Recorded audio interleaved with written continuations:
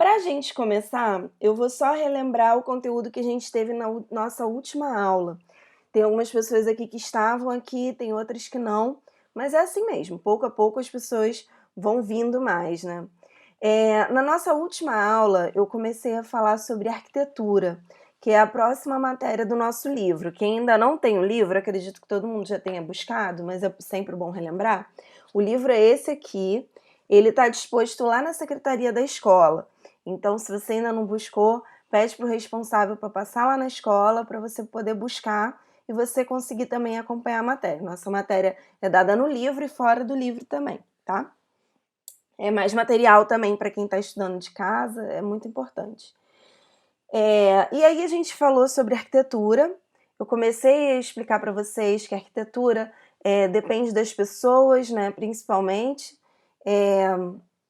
Só apareceu aqui pronto.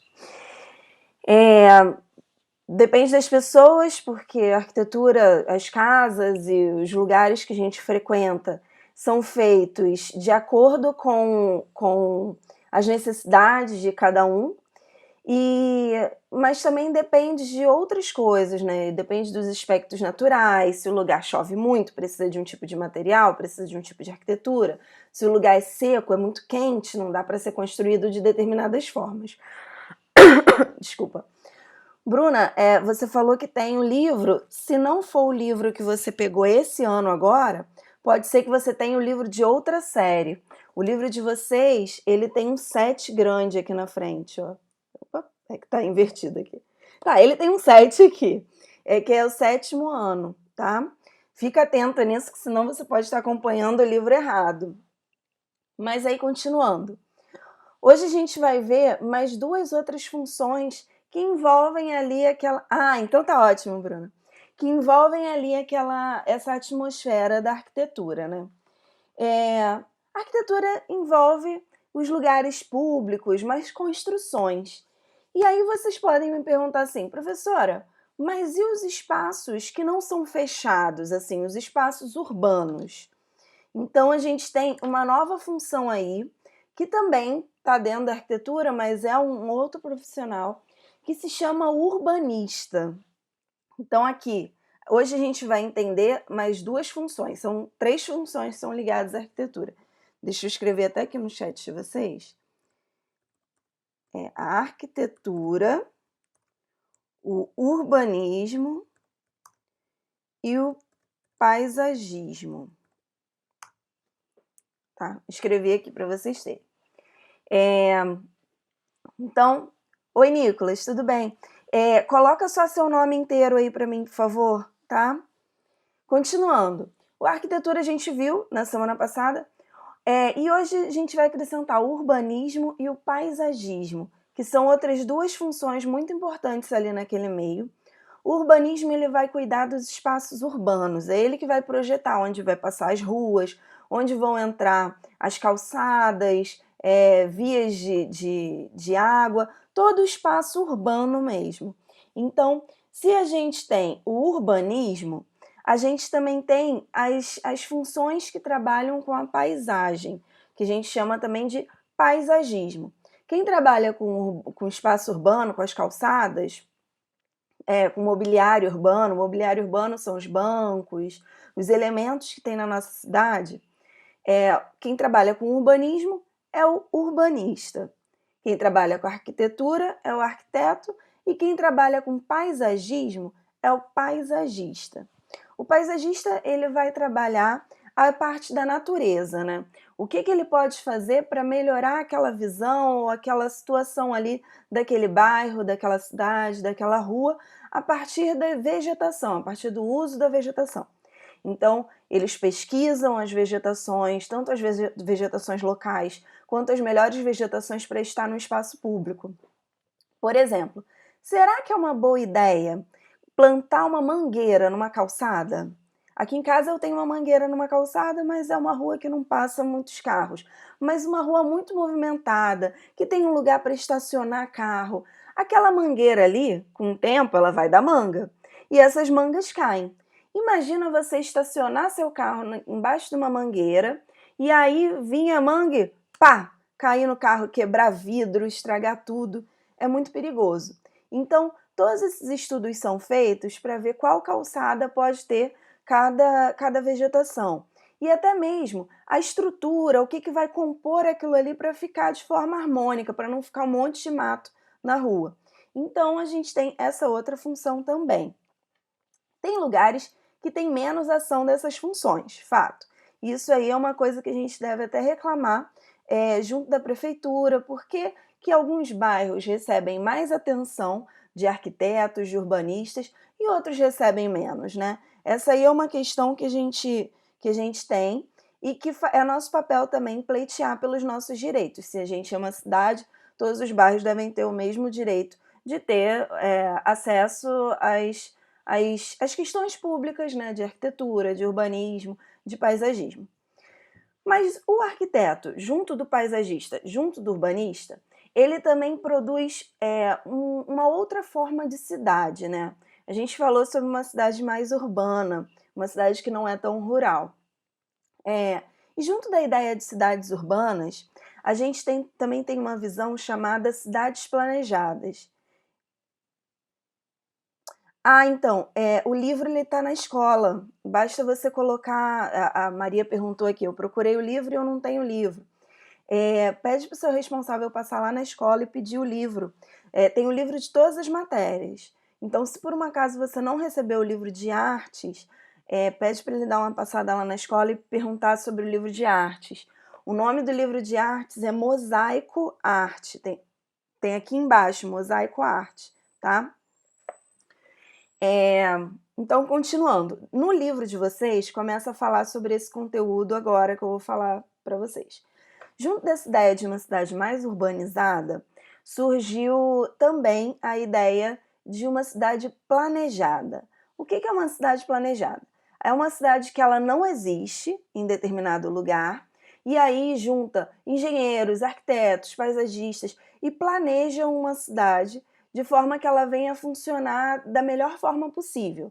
Então, aqui no Brasil, por exemplo, a gente tem algumas cidades planejadas, bairros planejados também. Aqui no Rio de Janeiro a gente tem alguns bairros planejados, mas um exemplo muito importante de cidade inteira que foi planejada é Brasília, é a nossa capital, a capital do nosso país. Brasília foi uma cidade que foi planejada para ser a capital antes era o Rio de Janeiro, e aí viu-se a necessidade de expandir o país mais para o centro, né? Rio de Janeiro, todas as capitais grandes estavam ali no litoral, no cantinho do nosso país. Então, e lá no meio do país era um ambiente muito mais rural. Então, eles resolveram levar a capital para lá, para trazer mais pessoas para lá, para trazer mais industrialização e etc., para aquelas áreas, e, ao mesmo tempo, construir uma cidade que fosse funcional. Funcional quer dizer que ela dá certo, né? Então, Brasília foi projetada de forma que as casas estão num local. Todo mundo fala que Brasília tem o formato de um avião por causa disso.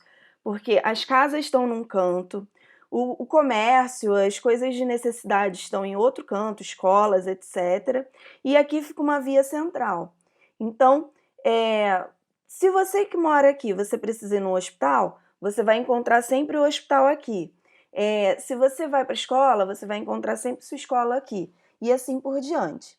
Então, toda cidade planejada, ela resolve soluções muito importantes quanto a contato com os locais de locais essenciais, né? Hoje em dia a gente está falando muito isso, de funções essenciais, etc. Então, é fácil de locomoção para um hospital, é fácil de locomoção para todas as áreas. O nosso bairro, o bairro de vocês, o meu bairro, eu moro em Campo Grande, não é um bairro planejado. Então, tem suas dificuldades de transporte público, não tem um hospital muito próximo, tem um hospital muito próximo de algumas pessoas, mas muito distante de outras. Tudo isso são problemas de bairros que não foram planejados. Às vezes você tem que dar uma volta muito grande para chegar num lugar que é pertinho, se você tiver de transporte público ou de carro, se você estiver a pé, é mais perto. Então, todas essas são dificuldades de uma cidade que não é planejada. Mas a cidade planejada também tem seus pontos negativos, né? ela consegue abrigar um número X de pessoas, um número pequeno de pessoas. Então, não necessariamente pequeno, mas uma quantidade certa de pessoas. E aí, quando essa cidade cresce, ela não consegue abrigar todo mundo que ela deveria abrigar. Então, começa a surgir uma ocupação muito desorganizada à volta, que é o grande problema que está tendo Brasília hoje em dia e alguns outros bairros e cidades planejadas também. Vocês têm alguma dúvida, gente? Se vocês tiverem dúvida, pode colocar aqui no chat que eu vou acompanhando, tá? Deixa eu ver aqui. Qual é a aula depois da minha? Eu não sei. Eu vou dar uma olhada aqui para vocês e daqui a pouco eu respondo, tá? Lá pro final da aula eu respondo que eu vou ter que abrir documento, procurar o horário, tá bom? Então vamos lá. Vocês têm alguma dúvida? Se tiver dúvida, não deixem de colocar aqui, por favor. Então tá, falamos sobre cidade planejada, falamos sobre arquitetura, urbanismo e paisagismo. Paisagismo é quem mexe com a natureza, urbanismo com o espaço urbano. Tá, deixa eu ver aqui só como tá o envio do vídeo de vocês. Enquanto isso, podem deixar as dúvidas de vocês, tá?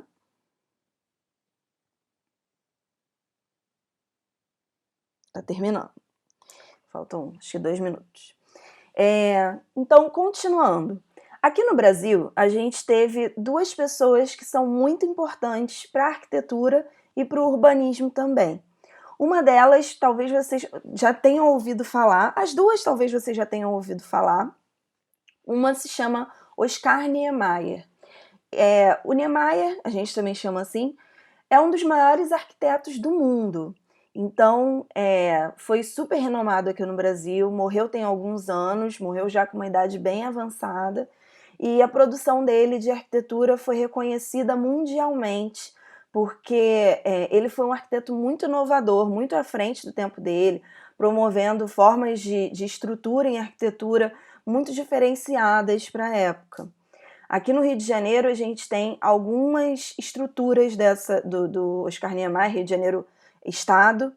Em Niterói tem um museu chamado MAC, que é um museu que ele tem um formato diferenciado, assim, um formato parecendo uma taça, o prédio dele. E ele sempre fazia coisas com muitas curvas. Em Niterói também tem o Caminho Niemeyer, que é um lugar que tem várias estruturas do Niemeyer que você pode conhecer conforme você vai passando. É um espaço aberto, grande, urbano. Não vou falar muito sobre ele, porque a gente vai ter mais para frente um trabalho sobre os dois, e aí depois a gente vai comentando os trabalhos e estudando mais a fundo. Vou só pincelar sobre os dois. E o outro, que a gente também tem muito destaque, o Niemeyer, ele era um arquiteto, também era urbanista, mas uma outra pessoa que também é muito importante é o Burle Marx. O Burle Marx, ele é um paisagista e também urbanista, que trabalhou aqui no Brasil uma pesquisa muito importante, que foi a partir da descoberta da vegetação local para o resgate dessa vegetação, né? Vegetação no nosso país. Com desmatamento, desde muito antigamente, desde que os portugueses invadiram o Brasil, esse país é desmatado. Então, ele veio buscar essa vegetação que existia aqui no país antes mesmo dos portugueses chegarem, as vegetações que foram inseridas. Ele fez uma pesquisa muito grande sobre vegetação e também compôs muitos espaços arquitetônicos com os projetos paisagísticos dele. Aqui na Barra de Guaratiba, aqui na Zona Oeste, tem um museu que era a casa dele, o espaço de pesquisa dele, o sítio dele, que pertence ao instituto com o mesmo nome dele, Instituto Burle Marx. Talvez aqui algumas pessoas já tenham visitado, é muito comum as escolas fazerem visita ao instituto, é um dos museus que é mais próximo da gente aqui, nessa parte da Zona Oeste, e é um espaço bem legal para a gente conhecer tanto essas pesquisas dele, quanto os projetos arquitetônicos. Ele tem projeto espalhado pelo país inteiro, muito conhecida é uma parte da calçada de Copacabana, não o desenho da calçada de Copacabana que a gente conhece, mas em Copacabana tem um espaço que ele fez um desenho de calçada com vegetações, muito interessante. Também é uma outra pessoa, ele é contemporâneo ao Niemeyer, né? Contemporâneo é quando eles têm que eles trabalham na mesma época, tá? Então, ele trabalha na mesma época do Niemeyer, então é uma época que se falava muito sobre curvas, desenhos de curvas, porque a construção é um negócio muito regular, né? Um negócio muito reto, as casas são muito retas. Então, quando a arquitetura, o paisagismo, o urbanismo se propõe a fazer curvas, ele está criando desafios, ele está criando coisas totalmente novas. Então, tanto Niemeyer quanto Burle Marx vão trabalhar muito essa questão da curva, trazendo a brasilidade, pensando numa arquitetura brasileira, pensando no relevo brasileiro, que é um relevo de muitas curvas, né, muitas montanhas, e também pensando na vegetação tipicamente nacional. Então, ele faz essa pesquisa muito a fundo, né? São duas pessoas muito importantes para essa área. Deixa eu ver como é que está o vídeo da gente aqui. O nosso trabalho é sobre arquitetura. Então, vocês vão fazer o seguinte, vocês vão pesquisar na internet imagens de arquitetura que vocês achem interessante. Um prédio que você achou legal, ou uma praça que você achou interessante. Você vai procurar estruturas. Pode ser uma casa, pode ser um shopping, não sei. Qualquer estrutura que vocês acham que seja bacana, assim. E aí vocês vão me mandar a imagem dessa estrutura arquitetônica, dessa casa, dessa construção, e me escrever um textinho, por que vocês acharam interessante, o que vocês acharam interessante nisso. Essa descrição dessa tarefa está escrita lá agora não está ainda, mas a parte da tarde eu vou colocar a tarefa de vocês lá no Google Sala de Aula, então vai estar escrita lá também. Qualquer dúvida vocês podem perguntar para mim por lá, tá? Ou por aqui agora também, mas é bem simples, é só a imagem e aí essa descrição dizendo por que você escolheu, se você encontrar quem fez essa arquitetura, colocar o nome do arquiteto, tá? É só um breve parágrafo sobre essa imagem que você escolheu. Qualquer dúvida, eu tô aqui, tô à disposição de vocês também, tá?